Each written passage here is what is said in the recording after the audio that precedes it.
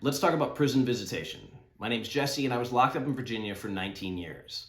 And visits were the thing I looked forward to more than anything else. I loved the work that I did and the mentoring and exercising, and it meant the world to see somebody from the outside. It was a time that I felt the most human and the most myself. So in the jail, that 10 months I was in the jail, you only had non-contact visits, which meant that you saw family through plexiglass. So they would come in, and even that first time though, it meant the world to me because they were people that reminded me of a better life and a better version of me. They were what felt like freedom. So they would come in for that 15 minutes and they would drive there, and it was inconvenient, but they would do it every week. I know people who didn't get a single visit the entire time they were in jail, and I got one every weekend. And that meant the world, and that was a big part of why I am the way that I am. Then when I went to receiving, I was excited because back then you could get visits from day one. Now you have to wait like 30 days or 60 days or 90 days, and there are COVID protocols, and back then I could just get a visit that weekend, and I did. I got to see my family. And the moment that they walked in that room, I didn't care that I was wearing this silly jump up or a zipper jumpsuit, or that I had to sit in a certain place or have these silly shoes on or observe all these protocols, because I got to see my family, and that's what mattered. Then I got a visit there every weekend for the next 3 months. After that 3 months, I got sent to a regular prison, to a normal prison. And there, things were pretty much the same. We still had to wear the jumpsuits, but it felt a little more normal. It was a bigger visitation room. There was more of a festive atmosphere, and those visits became the thing that I looked forward to over and over. And in the beginning, I did. I got visits every weekend, and then it went down to every other weekend. And in the end, I usually had 2 visits, my mother and my grandfather. Every now and then somebody would show up, but it was still just such a special thing because I knew I could count on that. I had that as a part of my routine, and that's what kept me going. So in that place, wearing the jumpsuits and being able to buy food, it was cool, but it was weird because every different place had different rules. Like at Nottoway, it wasn't a big deal. You could touch the machine, but God forbid you touch the machine at Buckingham. Like they had a red line. If you crossed that red line, they would take your visitation. So it always just depended. But the big moment for me, the big transition, was when I moved to Buckingham, because all of a sudden I could wear normal clothes. Rather than this zip-up jumpsuit, rather than feeling like I'm wearing, some kind of ridiculous outfit, I was wearing jeans and a button-up shirt. I got to really feel like a human being. I got to hug them and be there and feel like we were together. The way it works is you're allowed to have one hug or one kiss at the beginning and the end of every visit, and you're allowed to hold hands. Now this could be a problem if 2 people were in love and really wanted to go at it. They could get in trouble or get kicked out. But it was also a problem because your parents are allowed to hold their little kids on their lap, but after a certain age, they're not allowed to. So there'd be people that only got to see their kids once every 6 months for an hour or 2 hours and just want to hold on to their babies, and they would come by and say, hey, no, you can't do that, or, oh, sorry, your kid's too old, or, oh, no.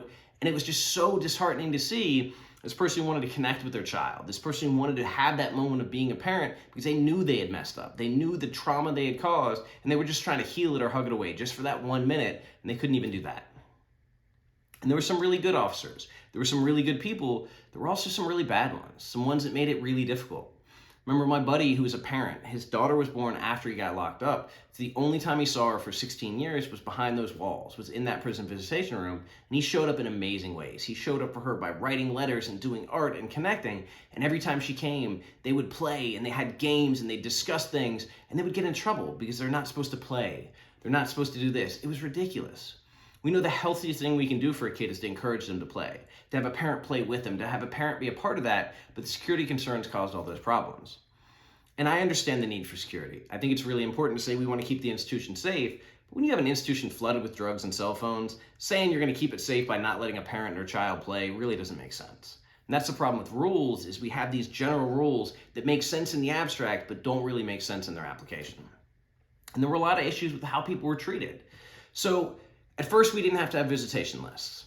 And then we did. And then we didn't. And it kept changing. And then it got to the point where you could only change your visitation list every 6 months. So you could only have a certain number of people coming. And it was difficult because if you had an aunt or uncle coming from out of town or a friend coming from across the country, they couldn't just come see you unless they got a special visit. And a lot of places wouldn't approve that. But like the last couple times I got to see my dad, he was living in Costa Rica before he died. And I could only see him every quarter when he would come up. And that would be our visit. And that would be our phone call. And that always meant the world to me because it was like, okay, I get to see him. But I know that for the last 4 years of my father's life, the only place he saw me was behind the glass in the jail or in that prison visitation room. And that's something I carry with me because he doesn't get a memory of me getting out. He doesn't get a memory of me succeeding and changing my life. That was the last thing that he saw. Then the way people were treated was an issue because I put myself there. You want to treat me badly? Hey, that's not okay, but I'll take it. Like, I did that. I'm responsible for that. But when they're treating family members and visitors unfairly or abusively, that was the problem. They were strip searching children regularly. They went on this thing where they had a body scanner, and the body scanner would alert on something and say, oh, we have to strip search you because the body scanner said so. It didn't matter if they didn't find anything. They did it over and over and over every week. And even after those visits, the family members were then told they couldn't come in. Okay, you got strip searched. Okay, you set the thing off. We'll give you a visit behind glass. Wait, why did you strip search them then? And eventually they changed the policy to reflect that, but they literally took people, ran them through a body scanner, and then strip searched them and told them they still couldn't go into visit even though nothing was found. It was the craziest, most abusive thing I ever saw. And when they strip searched kids, including one that they stripped without the parents' consent, they just acted like that was normal until the world got wind of it and said, wait a minute, you strip search a child without their parents' consent? Even the governor said, as a pediatrician, I am horrified that that is our practice. But that's the Department of Corrections, right? Security first. And if you think about the whole goal as being rehabilitation, putting security first at the cost of everything else is literally saying we don't care about rehabilitating people. We don't care about traumatizing children. We don't care about traumatizing visitors. We don't care about making it so uncomfortable that people don't want to come back, even though evidence shows that the stronger a family and community connection is, the more likely someone is to succeed. So by creating policies that prevent people from coming back, we are literally ruining the efforts towards rehabilitation. Now again, this isn't everybody. There were amazing staff members who showed up and were warm and tried to work around the rules, but there were people who said, no, it's only about the rules, that's all that matters. Now, again, in a prison full of drugs and full of cell phones and full of everything else, I don't see how enforcing these rules and deterring people from coming is doing any good. But everybody has their own idea of what matters. And to some people, that's people, and that's success, and that's rehabilitation. To other people, it's rules. Now, we got to wear our normal blues at Buckingham for a while. And that meant the world because that was the only time I got to see them and feel like a normal person. And then they came with this anti-drug policy and they made a lot of changes. So we used to have a bunch of food in the visitation room so that people could go to the vending machines, buy it and heat it up and get you a hamburger or a pizza or a bag of chips. And they took all that away. Now you could only have like little bags of candy or sodas because they said people were sneaking drugs in the candy or sneaking drugs in the chips or sneaking drugs in the sandwiches, whatever they were saying. It didn't make any sense. They said, okay, we also can't let you wear your blues because that's a security threat because you can bring drugs back in your blues. So then they gave everybody backwards jumpsuits. Not even like normal jumpsuits. Literally, you have to wear a big gray jumpsuit or a big beige jumpsuit backwards so they can only zip it up the back. I didn't realize that actually made it easier to get stuff in. Like rather than having pants and jeans and a belt and whatever, you got a big loose jumpsuit that you can slide your hands down in. It didn't make any sense. But okay, that was their policy. They also restricted mail. You used to be able to get letters straight from the street. Then they started taking the stamps off the letters because they said people were sending Suboxone in, and people probably were.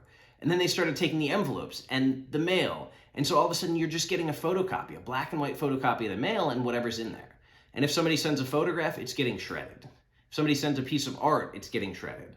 My buddy who did art with his kid, she would send art back, he would send art, and then all of a sudden she stopped being able to do it because they would take a black and white copy, and then they would shred the actual piece of art. Or if it was too big, they wouldn't even let it in, even the copy. And it just broke my heart because I saw the emphasis on security. And it makes sense to me, but it wasn't addressing the issue. If you have a bunch of people with substance use disorder and you're not giving them treatment, and then you're wondering how they're getting drugs or why they're getting drugs, well, let's look at the actual problem. And then you change things in visitation and with mail, but it doesn't address the problem. And then you change things with policy, but it doesn't address the problem. We're treating all the symptoms. We're not treating the cause. And until we actually start focusing on healing and focusing on treatment, all we're going to do is keep restricting access to things that are important, like family connections and communication. But even so, those were really special moments. And the last place I got to visit was at Buckingham, and that was in 2020, before the pandemic hit. My grandfather hadn't been to see me for a few months, and normally he came every month religiously, but he had a funeral in Florida, and he had a family thing, and then finally he was ready to come up. And the weekend he was coming up, they shut down all visitation because of COVID. I didn't get another visit in prison, and I got out in August of 2021. So for the next year and a half, there were no visits. There was no chance to see loved ones, to hug them, to do anything. The best we had were video visits, which are where you have this old 1970s, like AT&T, futuristic whatever, where it's looking up your nose, and it's not like FaceTime. It's not like something you would actually use. It's a really inconvenient thing, but it was something. It was a chance to actually see somebody's face or their environment or their experience.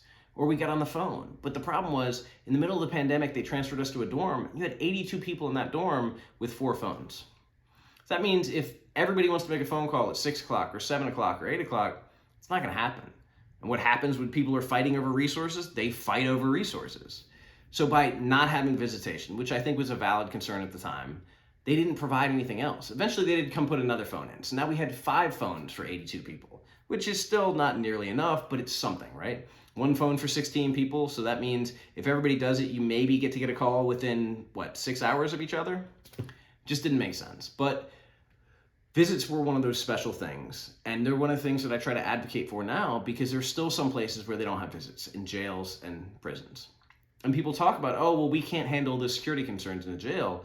Well, I think really the question is, can you handle the security concerns in society of not allowing visitation, of not encouraging visitation, of not recognizing that it's really important for people to connect with their loved ones and the positive forces in their life? Let me tell you, there are plenty of people in that prison that are going to drag them down and hold them down. If they've got somebody who's willing to come see them to try to lift them up and encourage them, we want that to happen, because that's what changes lives. It's those visits and those people and those experiences that allowed me to become who I am. And I want everybody to have that opportunity, because I know how much it meant to me, and I know how much it could mean to all the other people who would have that opportunity, and I know how many lives it could change. So prison visitation has a lot of restrictions and could probably use a lot of improvement, but was still the best part of my experience.